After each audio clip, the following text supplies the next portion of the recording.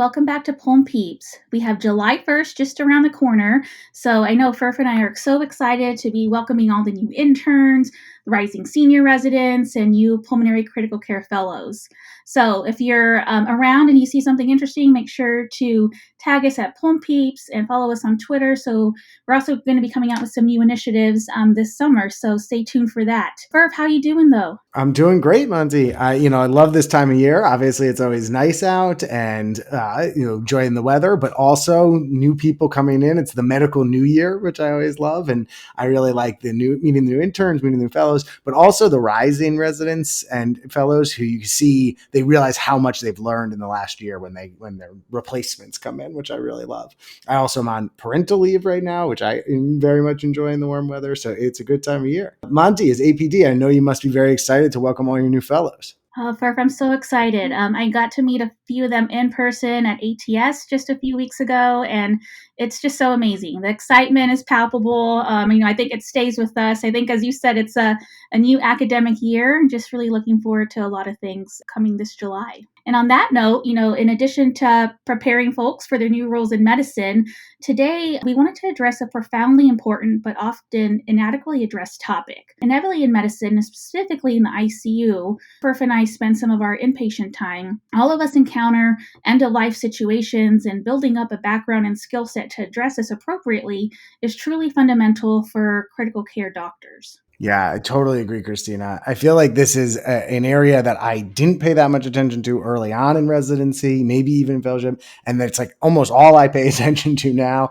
And as I learned into it and did it more, I also got an appreciation for how much of a skill it is. I was really privileged to learn from some great palliative care doctors when I was in fellowship. And you just see it's just a skill set like anything else. I mean, it takes empathy and it takes warmth and it takes human connection, but it also takes training and deliberation and consideration. And so I'm very happy to be diving into this topic on PulmPEEPs. So in order to explore more thoroughly, we are absolutely honored to have on the show today a guest who's really dedicated her career to the end of life, to understanding the experience for patients and family and assisting them in the difficult times, and also to helping doctors who struggle with this. So we're welcoming Dr. Jessica Zitter. Dr. Zitter has her MD from Case Western University Med School and her MPH from UC Berkeley. She completed her IM residency at Brigham and Women's, her pulmonary and critical care training at UCSF, and is additionally board certified in palliative care. She's the author of multiple essays and articles that have appeared in publications ranging from the New York Times to JAMA, the Journal of the American Medical Association, has authored a book, and is a documentarian who's worked on both Emmy and Oscar-nominated documentaries that we're going to talk about. I could go on, and we'll definitely talk more all about all of this throughout the show. But welcome to the show today, Jessica. It's a real privilege to have you on. Oh, so glad to be here with my peeps. Thanks. Yes, we love it. Before we dive in, our standard disclaimer, just a reminder, this podcast is not for specific medical advice, and the views we express today do not necessarily reflect the opinions of our respective employers. Yeah, Jessica, we're so excited to have you on the show. And Dave and I both had the opportunity to read your book, Extreme Measures, Finding a Better Path to the End of Life, as well as watch one of your films on Netflix called Extremis. So definitely got to add that one to my recent Netflix queue, which was just so wonderful and great to watch. I think it was just really insightful from seeing that. So I hope many listening today will be able to check that out. But yeah, there's so many topics to cover. But to start, Jessica, I'm wondering if you could tell us what you encountered as a pulmonary and critical care doctor that led you to take an interest in palliative care at the end of life. Well, thanks so much for having me here. I'm so excited to be able to talk to you all about the travels that I've taken. First of all, I was not particularly interested actually in palliative care. And don't forget, I'm a generation kind of ahead of you guys. And when I was sort of starting out my career, there wasn't a palliative care. This was in the early 2000s. Palliative care didn't become a subspecialty until 2008 officially at the ABIM. So, in the beginning, I really young attending, I just wanted to save lives. I didn't want to think about the end of life. I didn't want it to come. And I loved the adrenaline. I loved the protocols. They kept me feeling competent and effective. And it really felt safer always to focus on what I did know, which was the protocols, the machines, the procedures, than all of the things that I didn't. And with serious illness, there, as we know, is tons of uncertainty, tons, and tons of emotion. And, I could stay on track and avoid the uncertainty and the emotion by honing in on the technology. And I did, I just felt competent. But really, over time, and it was happening subtly, as I was focusing more and more on the protocols and becoming more and more expert and deferring to them so quickly, I found myself really getting further and further away from the human connection with my patients. I actually, now I refer to it as sort of feeling like a technician on a conveyor belt. I call it the end of life conveyor belt. I was feeling and relating to patients more as like widgets on this conveyor belt than as people. And I'm not really proud to say this, but I wouldn't have necessarily noticed this change on my own. But by total luck and chance, I happened to be working at a hospital that had won a small grant from the Robert Wood Johnson Foundation called Enhancing Communication in the Intensive Care Unit. And this team that would be eventually become a palliative care team, they were called themselves the Family Support Team, run by Pat Murphy, an advanced practice nurse, and Ann Mosenthal, a trauma surgeon at UMDNJ, really started to kind of talk to me like, did you talk to this family? Do they know what you're doing? Why are you doing this to this patient who's dying? Have you even explained that and I would sort of brush them off a lot in the beginning. And one day there was this sort of culminating moment where Pat Murphy accused me of torturing a patient. I was putting a catheter into this patient who was really dying actively. And at that moment, I was ashamed and mortified, but I kind of processed it over the next several days and realized that I felt she was right. I hadn't really talked to this patient about the implications of doing this or try to assess what was really in the patient would want me to do. So once I sort of took this armor off, and it was really hard because I needed that armor. I was sort of there were so many feelings underneath me that I was terrified would sort of destroy me, fear and shame and anxiety. But I started to remove this armor and come out from behind these procedures and connect more human to human with my patients, with my colleagues. I found that I started to feel alive again. I felt more joy from my work. I felt less dulled. I had been feeling so dulled. And I then went on to become a disciple of this movement that prioritized the patient and me above all else. In reading your book, I loved the term of the end of life conveyor belt, because I think we see that a lot, where we kind of know where it's going and we can see 7 steps ahead, but it's very hard to communicate to patients. It's important to communicate, but that terminology very much resonates. And you mentioned this, the worlds of critical care and palliative care are just intimately linked. A lot of people in the United States die in the hospital, and a lot of them die in the ICU, or at least the process starts there. I know that link hasn't always been the case. And you said it's a generational that's been development. I'm thankful that it's more and more a part of our training and a part of the link. I'm just curious how you conceptualize the partnership between palliative care and critical care, and how you explain it to patients and doctors in training who may not have that link. They kind of see them as opposed some of the times erroneously. Well, first, let me just tell you that, again, things that really have changed significantly. But in the early 2000s, a prominent chief of medicine in Boston, who shall remain nameless, said to me, as I was getting more and more involved in palliative care, I think there's a conflict of interest when an ICU doctor practices palliative care. As if those two things are somehow completely opposed. Things have obviously changed a lot, at least on the surface, okay? I don't think people would ever accuse you overtly of the things that I was accused of in the early days when I started practicing palliative care. But I really do believe that a lot of people in the specialties, in critical care as well, have remnants of those feelings um, of disgust or touchy feely, or it's less important, or you're killing my patient, or you're ruffling things, and why are you bringing this up? We've got a plan, the patient's on the schedule, and I think that we really have to address that. As we know, there's a hierarchy in medicine. Palliative care specialists are here, ICU specialists are here.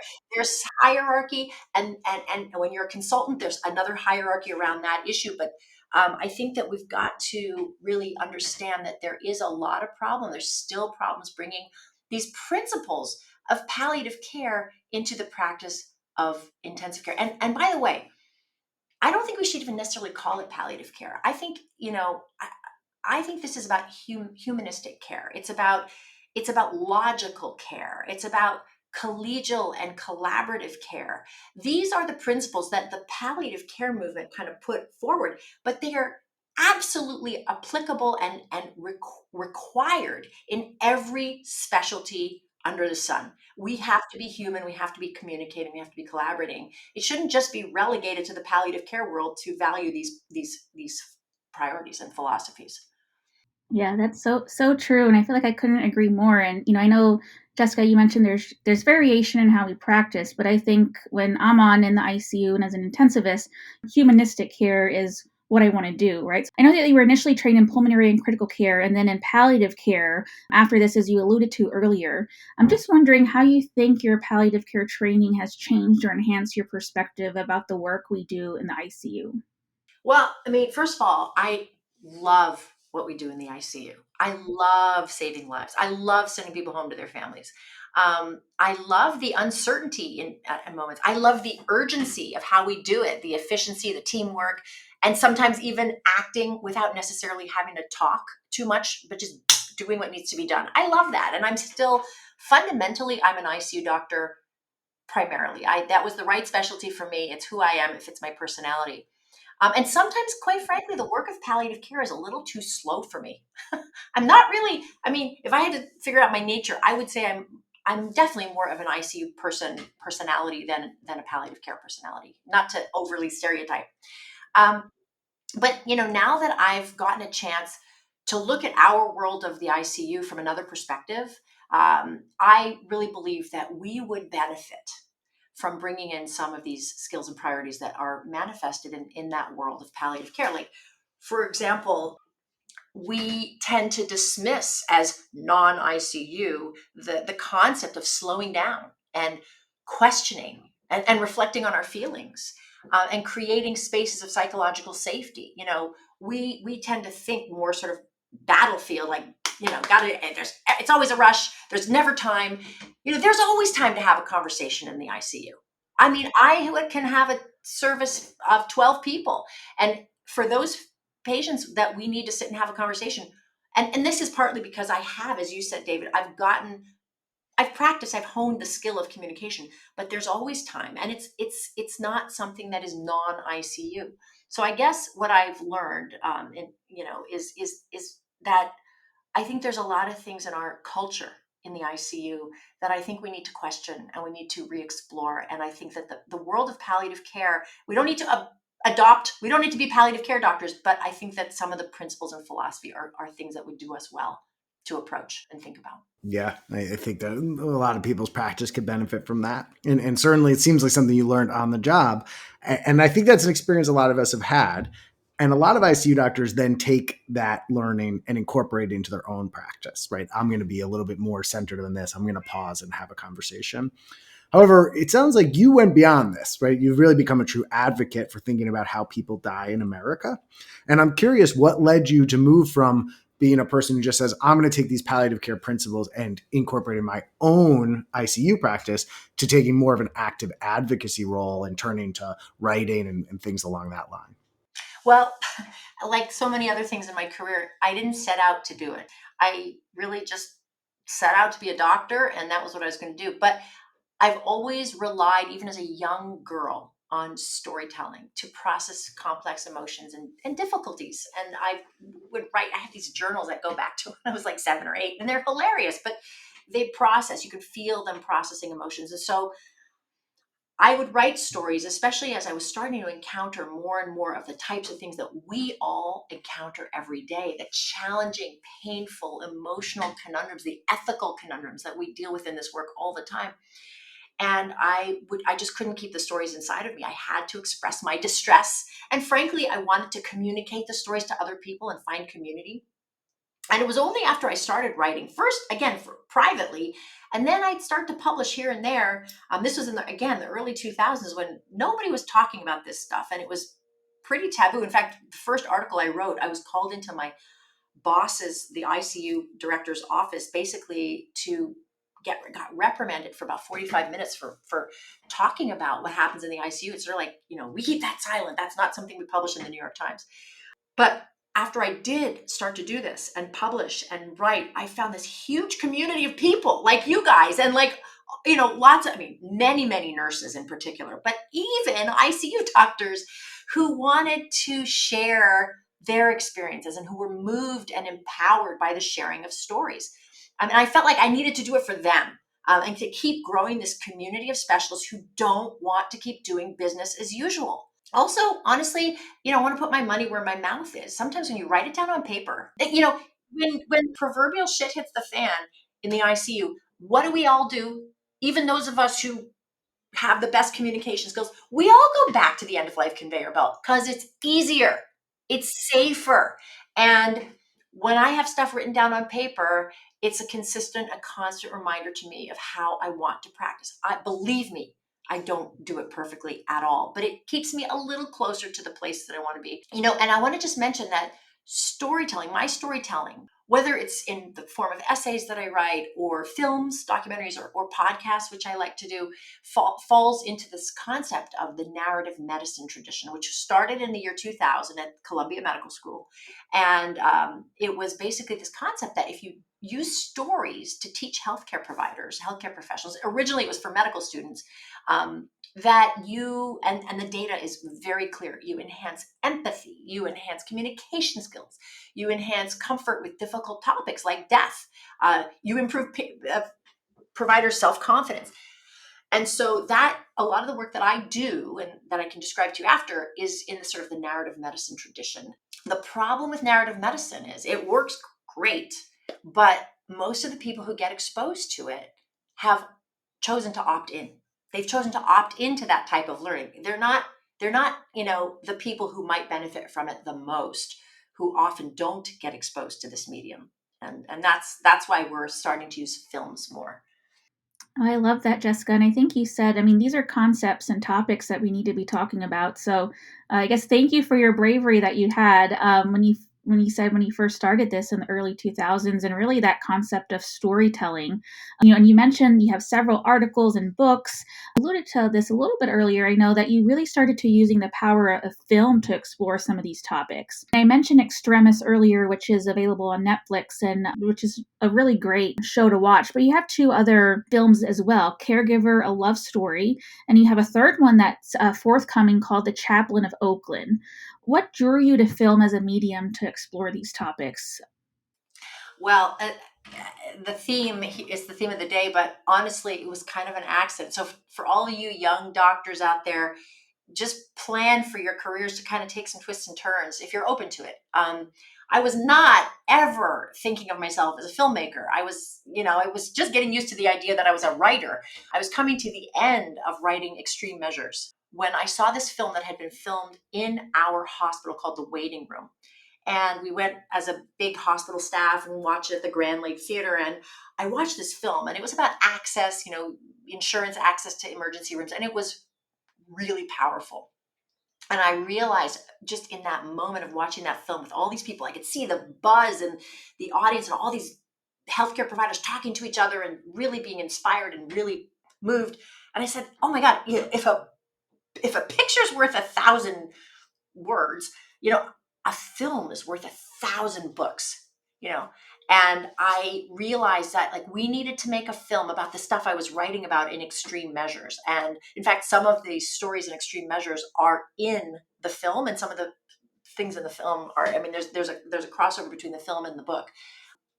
And so I went and I looked very hard and wide. It took me about a year to find a director to come and document the stories that we all know so well in the ICU.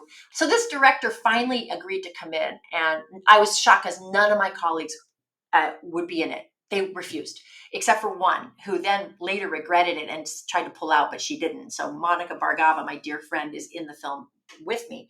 But it was really exciting. It was, the film did really well. It went to the Oscars. It was very, very exciting. But what was really exciting to me and what I was completely unprepared for was how it went viral in the healthcare community.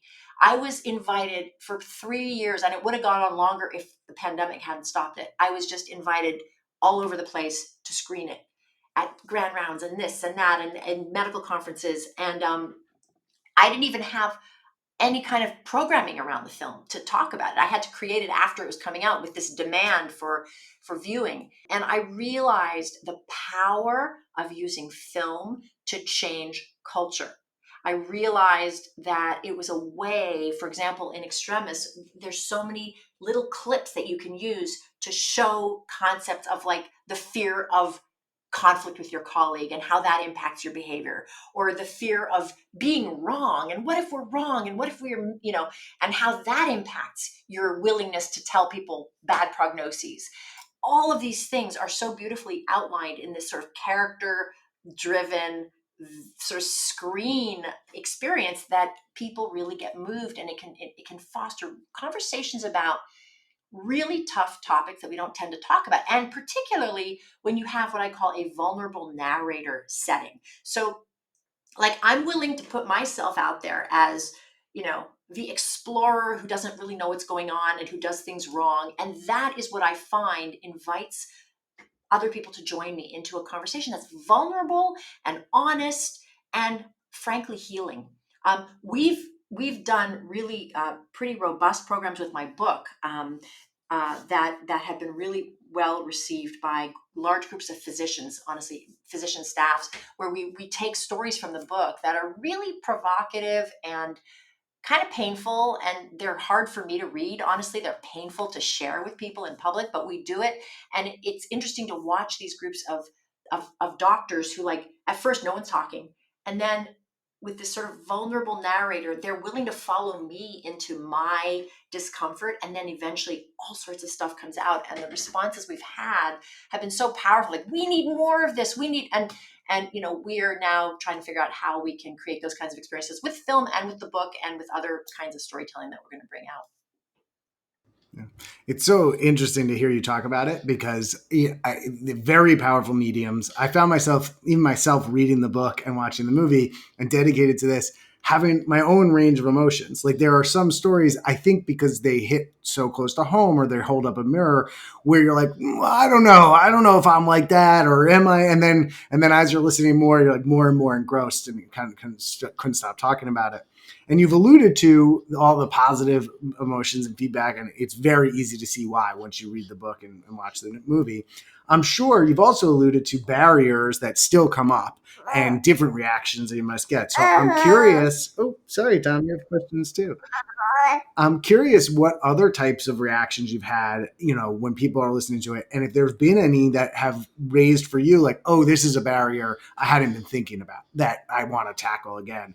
People are seeing your work, and then some reactions they've had to it, where you're saying like, oh, that's so interesting. That's something I want to get to next. Oh, well, I mean, I'm constantly learning. I mean, I think, first of all, just coming on the podcast was a little nerve wracking because, every time, especially talking to ICU doctors, I mean, I don't want to sound like I'm saying, oh, this is the way ICU doctors feel. This is my experience as an ICU doctor. It's a jumping off point for everyone else to talk about. And you may totally disagree with me. Please don't say that I'm an idiot, but like let's open up a conversation and let's talk about different perspectives and different. I'm constantly learning things from other people, and oh, okay, that's an interesting way to think about it. So I really think that it's really about the conversation and about the exploration and about the psychological safety that I think is what we've got to bring more into the spirit of critical care if we're going to really be able to practice the best medicine that we want to. Oh, that's so important, Jessica. And I think in addition to your initiatives that you said, and I mean, well, one, I just love the fact that you said, right, just you're just opening and starting conversations, and you welcome comments and different ideas and suggestions because that's what makes us better in the end. In addition to your writing and films, I know that you've also started a border media company called Real Medicine Media. And I'm wondering if you could tell us a little bit more about the mission and structure of that.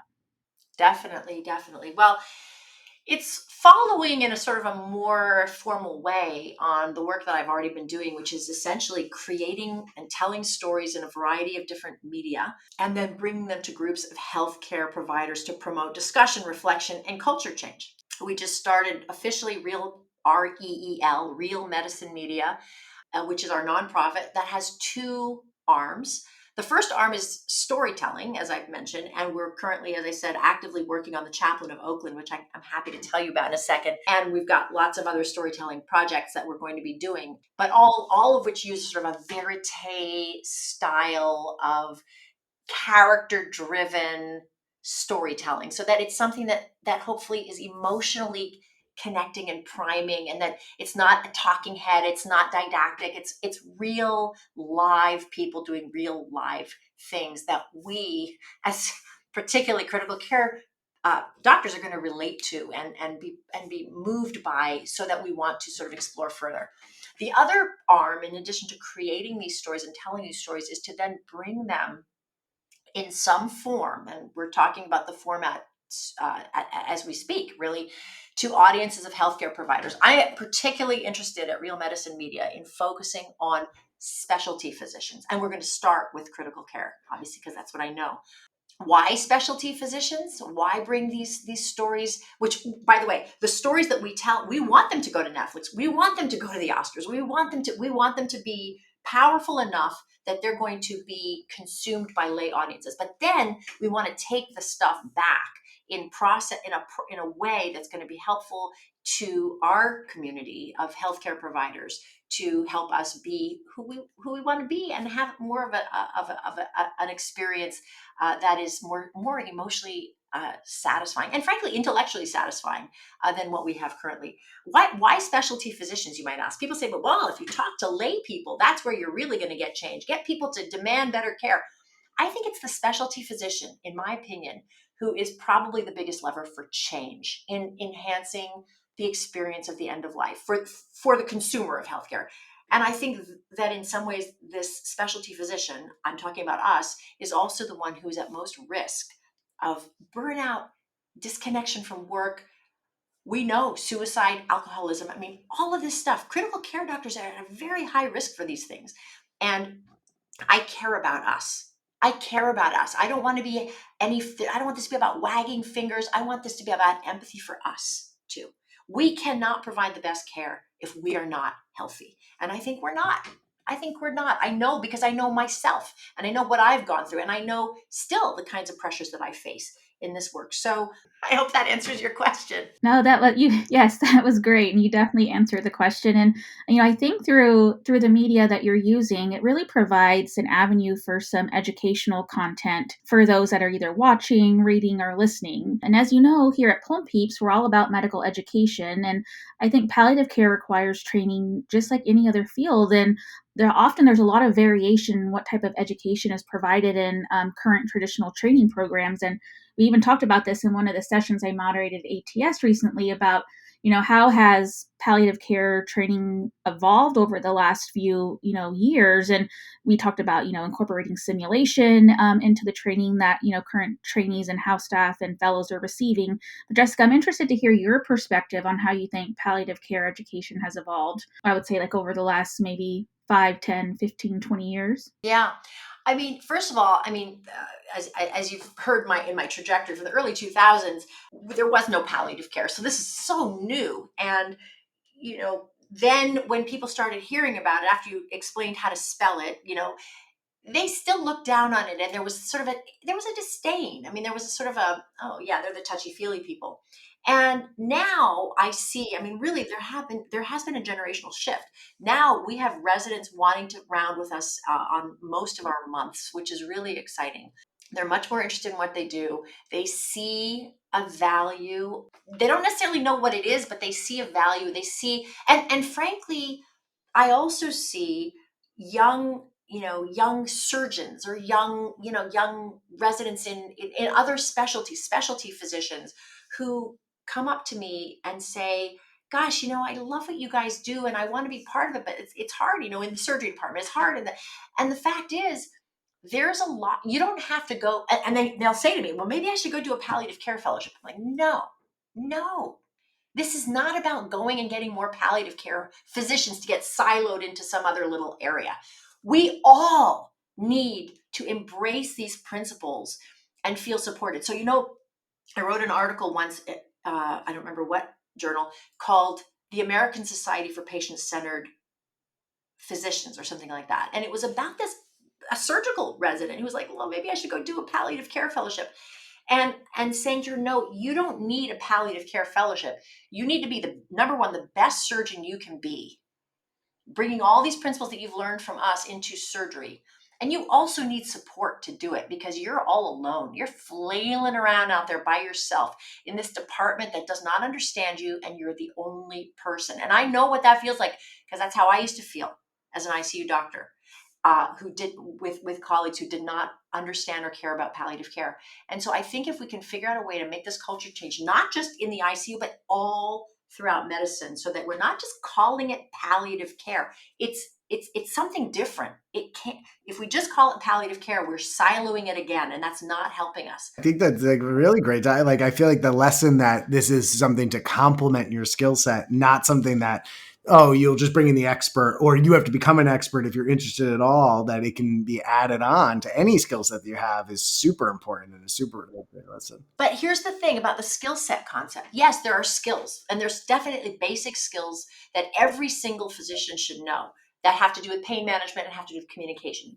Basic skills. You don't have to be an expert. If you need an expert, you call the palliative care people. But it's more than skills here that I'm talking about. I'm talking about culture change, because you could have the best communication skills and you're not going to use them if you're in a culture where you feel alone and at risk for expressing the things that we all need to be expressing, and for questioning things that we all need to be questioning. This is a culture piece. This is not even just about the skills. Skills are important, but they're only a small piece of it. It's fundamentally going to the top and saying we must question things when there's uncertainty. We must take that patient off the trach schedule if we're not sure if this is the right thing to do. We need to support each other in our insecurities and our fears and we need to get away from the shame blame stuff, and we need to call that out and stop it wherever and whenever it happens, which is all the time. And I don't know. Culture piece is really critical, and I'm not sure how to get it. And I don't think the palliative care movement has the answer to that. That's great. That's great. I mean, you've kind of answered this question, but I have a tough question for you. So I hope that's okay. But so, I mean, I think you're totally right in nailing something, is that you can always teach a skill there, here, or a lesson there, but questioning the culture is how you get progressive change that sort of builds upon itself. So I know you're working on this already. If you're omnipotent and you have all the doctors in America all together in a room, then you're approaching this new curriculum about humanistic care, not end of life or palliative care, humanistic care.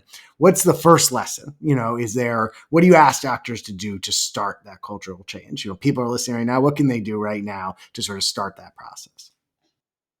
Yeah, well, thank you for asking. That's what we're trying to do at Real Medicine Media. As I said, we've actually just yesterday, I think we're going to take the word palliative care out of our mission statement.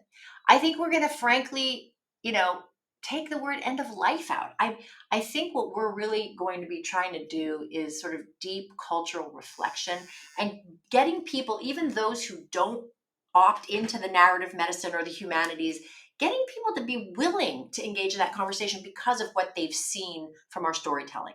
That the storytelling is going to be, speak to them directly and invite them into a conversation that they need to have, that they want to have, that they will want to have, even if they don't realize it yet.